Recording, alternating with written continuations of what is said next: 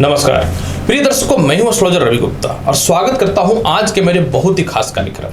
प्रिय दर्शकों, आज मैं आपको बताऊंगा कि जन्म कुंडली में मांगलिक दोष क्या होता है और साथ में यह भी बताऊंगा कि आखिर क्यों एक कन्या का विवाह या एक पुरुष का विवाह जो है मांगलिक के साथ ही करना ज़्यादा जरूरी होता है। साथ में मैं आपको यह भी बताऊंगा कि जन्म कुंडली में मांगलिक दोष का परिहार यानी मांगलिक दोष समाप्ति भी होते हैं। यानी हम मंगल पे आधारित बहुत ही महत्वपूर्ण वीडियो है। आप इस वीडियो को अगर अच्छे से देखते हैं तो मांगलिक दोष की संपूर्ण जानकारी बहुत ही कम समय पे आप अपने जीवन में इसे देख सकते हैं और समझ सकते हैं। प्रिय दर्शकों, देखिए, ज्योतिष शास्त्र में द्वादश स्थान होता है और जब भी जन्म कुंडली के लग्न भाव पे, चतुर्थ भाव पे, सप्तम भाव पे, अष्टम भाव पे और द्वादश भाव पे मंगल विराजमान हो जाता है तो मनुष्य के जीवन में मांगलिक दोष उत्पन्न हो जाता है। डिजिट कोई भी हो, अगर यहाँ पे 12 लिखा है तो 2 भी हो सकता है, 3 भी हो सकता है, 5 भी हो सकता है। आपको ये नहीं देखना है, आपको यह देखना है कि आपके इस स्थान पे, इस स्थान पे, इस स्थान पे, इस स्थान पे, इस स्थान पे मंगल बैठा है तो आपकी कुंडली में मांगलिक दोष है। और अगर लग्न भाव पे ये दो, अगर मंगल ऐसा स्थिति में है तो आप मांगलिक है। अगर चंद्र कुंडली में भी मंगल ऐसी स्थिति में है यानी इनमें से कहीं भी विराजमान है तो आप डबल मांगलिक हो गए। प्रिय दर्शकों, देखिए, मांगलिक दोष ऐसा क्यों माना जाता है कि अशुभ होता है, मैं आपको बताना चाहता हूं। सबसे पहला देखिए, मंगल जो है एक क्रूर ग्रह है और एक पराक्रमी ग्रह है। ज्योतिष शास्त्र में जो है इन्हें सेनापति का संज्ञा दिया गया है, मतलब हमेशा युद्ध में लड़ने वाला। दूसरी बात, मंगल जो है जन्म कुंडली में सीधा इनसिक्योरिटी के भी कारक है। मैं आपको बताना चाहता हूं कि अगर कोई वर मांगलिक होता है और कन्या मांगलिक नहीं होती है, या कन्या मांगलिक नहीं होती, मांगलिक होती है और वर मांगलिक नहीं होता है, तो कोई जरूरी नहीं है कि एक दूसरे की मृत्यु हो जाए। यह जो है मनुष्य के जीवन में अलगाव, सेपरेशन, दूरियां, एक्स्ट्रा मैरिटल अफेयर, इसके अलावा जो है एक दूसरे पे गलत आरोप लगाना, यानी जीवन भर किसी न तो किसी कारण से परेशानी लगी रहती है। लेकिन अगर दोनों मांगलिक हो जाता है तो मंगल, मैंने बताया, साहसी और पराक्रम के कारक होते हैं। तो ऐसे सिचुएशन पे क्या होता है कि वर और कन्या दोनों को क्षमता जो होता है वो सेम लेवल का होता है। जब दोनों की कैपेसिटी सेम लेवल की होती है तो दोनों की मानसिकता, शारीरिक ताकत और दोनों की सोच जो हो जाती है वो एक हो जाती है। इसीलिए कोई व्यक्ति मांगलिक है और सामने वाला नहीं है तो उसका प्रभाव तो उसके ऊपर पड़ता है, लेकिन अगर दोनों मांगलिक है तो दोनों एक दूसरे को जो है बैलेंस करके चलने वाले होते हैं, क्योंकि एक दूसरे के प्रति दोनों के मन में कहीं न तो कहीं खौफ होता है। यह शारीरिक क्षमता भी सेम होती है, क्योंकि मंगल ब्लड के कारक होते हैं।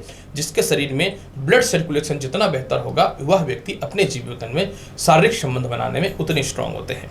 अब यहाँ पे मैं आपको यह बताना चाहता हूँ, सबसे पहला चीज देखिए क्या है, ऐसा क्यों माना जाता है कि मंगलिक का वैवाहिक जीवन खराब होता है। ये जो सप्तम भाव होता है ना जन्म कुंडली का, यह जो होता है यह होता है विवाह का।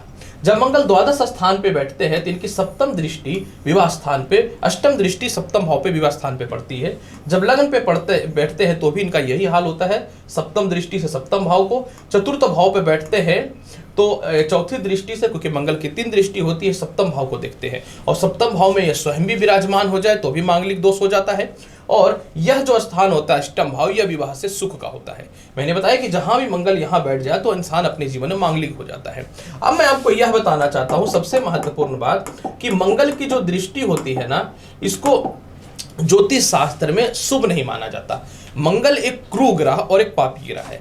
इनका स्वयं का विवाह नहीं हुआ, इसलिए किसी का वैवाहिक जीवन को कभी भी सुख और समृद्ध बना नहीं सकते हैं। अब मैं बताना चाहता हूं कि निश्चित तौर पे जब मंगल सप्तम भाव में इनकी दृष्टि पड़ गई या आप मांगलिक हो गए तो आपकी जन वैवाहिक जीवन तो यह डिस्टर्ब कर देगा। लेकिन जब किसी व्यक्ति के जन्म कुंडली में मंगल पापी ग्रह के साथ बैठ जाता है, मंगल नीच का हो जाता है यानी कर्क राशि पे चला जाता है, यह राहु या शनि या केतु के इसके ऊपर दृष्टि पड़ जाती है, तो इस मांगलिक दोष को सबसे ज्यादा नीच और अशुभ योग माना जाता है। क्योंकि मांगलिक योग के अलावा मंगल दोष भी आपकी जन्म कुंडली में लग गया। मांगलिक योग और मंगल दोष दोनों डिफरेंट होता है। मंगल दोष का मतलब होता है मंगल दोषित हो जाना, यानी जिस व्यक्ति के जन्म कुंडली में या तो मांगलिक है या मंगल के ऊपर पापी ग्रह की दृष्टि या वो नीच का है तो ये सबसे ज्यादा अशुभ माना जाता है। मंगल क्या है, मैंने बताया, साहस का और विचारों का कारक होता है। तो जैसे ही इंसान के जीवन में इस प्रकार के दोष बन जाते हैं, ऐसे व्यक्तियों के जीवन में अगर सामने वाली कन्या मांगलिक नहीं है या वर मांगलिक नहीं है तो ऐसी स्थिति में क्या होगा, एक या तो एक दूसरे में से किसी की मृत्यु होने की संभावना बन जाती है, और नहीं तो फिर इस प्रकार का दाम्पत्य जीवन में मतभेद की स्थितियां पैदा होगी कि एक दूसरे के मध्य में जो है इनसिक्योरिटी पैदा कर देगा, मतलब आरोप प्रत्यारोप लगाने की संभावना बन जाएगी। जीवन भर अगर एक मांगलिक और दूसरा मांगलिक नहीं और मंगल दूषित है या आप मांगलिक है, तो आप दोनों के मध्य में मतभेद, एक्स्ट्रामैरिटल अफेयर की संभावना, लड़ाई झगड़ा, गलत हरकत, इसके अलावा जो है मंगल जो है क्योंकि सेनापति है तो समाज को बैलेंस कौन करता है, तो किसी भी देश का सेना करता है ताकत से, तो वह क्या करता है, असामाजिक लोगों के साथ उनका संबंध, इसके अलावा जो है चुगलखोर, या क्या ऐसी स्थिति में क्या होगा, अगर एक मांगलिक है और सामने वाला मांगलिक नहीं है तो जो मांगलिक है वो चुगलखोर हो जाएगा, वह उसको दबाने के लिए समाज में परिवार में हमेशा उसको नीचे गिराने का प्रयास करेगा। इसके अलावा जो है उसको इस बात का कोई डर नहीं रहेगा कि मैं बदनाम खुद हो रहा हूं, क्योंकि मंगल जब बदनाम होगा तो अपनी शक्ति शरीर से तो नहीं दिखा पाएगा, तो अपने दिमाग से दिखाता है। इसके अलावा क्या होता है कि ऐसे व्यक्ति का जो इनसिक्योरिटी लेवल है तो वो बहुत हाई होगा। जो मांगलिक है और सामने वाला नहीं है तो जिंदगी भर चाहेगा कि वो उसको दबा करके रखे, वो अपने कंट्रोल में रखे, पैसे से लेकर मेंटल पीस से लेकर के फिजिकल असॉल्ट से लेकर के हर चीज़ों में। तो ऐसी सिचुएशन में क्या होता है कि दाम्पत्य जीवन में धीरे धीरे खटपट मतभेद और परेशानियां भी बढ़नी चालू हो जाती है। तो ये बात नहीं है कि मांगलिक अगर कोई है सामने वाला नहीं है तो सिर्फ एक दूसरे के मध्य में जो है मृत्यु की संभावना बनेगी। डिवोर्स, अलगाव, सेपरेशन और इसके अलावा जो है एक दूसरे के मध्य में सम्मान की भी कमी देखी जाती है। ये होता है मांगलिक का एक्चुअल समस्या।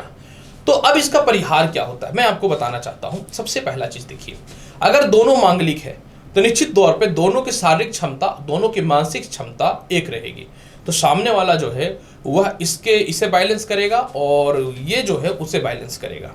दूसरी बात, जब भी किसी व्यक्ति का जन्म मेष लगन, वृषभ लगन, सिंह लगन और कुंभ लगन में होता है तो इसकी मांगलिक दोष कुछ हद तक कम होती है। मतलब यहाँ पे 1 नंबर लिखा हो, वृषभ लगन 2 नंबर लिखा हो, सिंह लगन 5 नंबर लिखा हो या 11 नंबर लिखा हो लग्न भाव पे, तो ऐसे व्यक्ति अगर मांगलिक होते हैं तो मांगलिक दोष का प्रभाव थोड़ा कम होता है। लेकिन इस बात की श्योरिटी बिल्कुल नहीं मैं दे सकता कि जो मैंने बताया है मांगलिक दोष में समस्याएं वो घटित ना होगी, निश्चित तौर पे होगी। लेकिन हो सकता है कि लड़ाई झगड़े मतभेद परेशानियां लगी हो लेकिन डाइवोर्स ना हो, एक दूसरे से अलगाव ना हो या सामने वाले की मृत्यु ना हो सकता है अलगाव या डाइवोर्स या सेपरेशन हो भी जाए तो भी हो सकता है कि दोनों के मध्य में जो कांटेक्ट है वो कभी खत्म ना हो, ये ऐसी स्थिति देखी जाती है। इसके अलावा मैं आपको यह बताना चाहता हूं कि मांगलिक दोष का परिहार में दूसरा ये होता है, अगर जहां भी पुरुष के कुंडली में, लड़का की बात कर रहा हूं, जहां भी वर की कुंडली में, लड़का कुंडली में मंगल बैठा हुआ है, यानी यहां यहां यहां यहां या यहां, उसी जगह पे अगर लड़की के कुंडली में शनि या राहु बैठ जाएगा तो मांगलिक दोष का परिहार ज्योतिष शास्त्र में माना जाता है।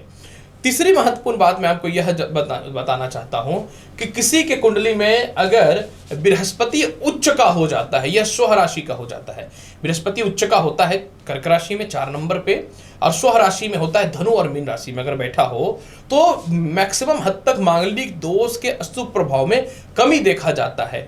इसके अलावा जो है सबसे लाभकारी और उन्नति कारक उपाय यही होता है कि जहां लड़का का मंगल बैठा वहां लड़की का मंगल बैठा, या लड़का मंगला है तो लड़की मंगली हो, और नहीं तो विवाह से उपरांत केले के पेड़ से या घड़े से विवाह करके उस पेड़ को या उस घड़े को नष्ट कर देना बहुत ही ज्यादा बेहतर होता है। यह एक मांगलिक दोष का परिहार माना जाता है।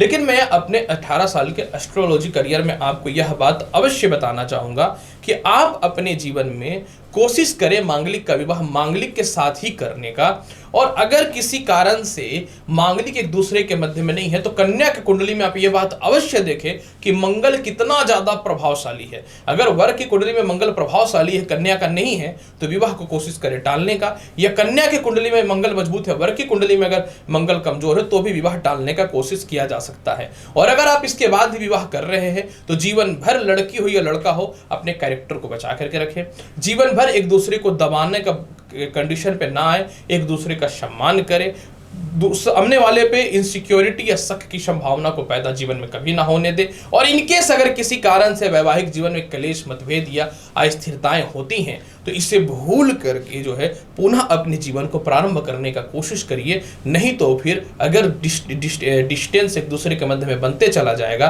तो सम्मान खत्म होगी, और सम्मान खत्म होगी तो वैवाहिक जीवन नष्ट हो सकता है। और एक वैवाहिक जीवन अगर नष्ट हो जाए तो इस बात की कोई श्योरिटी नहीं होती कि दूसरा आपका ठीक चलेगा ही चलेगा। तो प्रिय दर्शकों, आज जो मैंने आपको जानकारी दिया मंगलिक और मांगलिक दोष के बारे में संपूर्ण जानकारी दिया है। उम्मीद करता हूं कि बताई गई जानकारी से पूर्ण रूप में आप संतुष्ट होंगे। चैनल पर नए हैं तो लाइक करिए, शेयर करिए, सब्सक्राइब करिए। मिलता हूं अगली वीडियो में और महत्वपूर्ण और ज्ञानवर्धक जानकारी के साथ। तब तक नमस्कार, अच्छे से रहिए, धन्यवाद।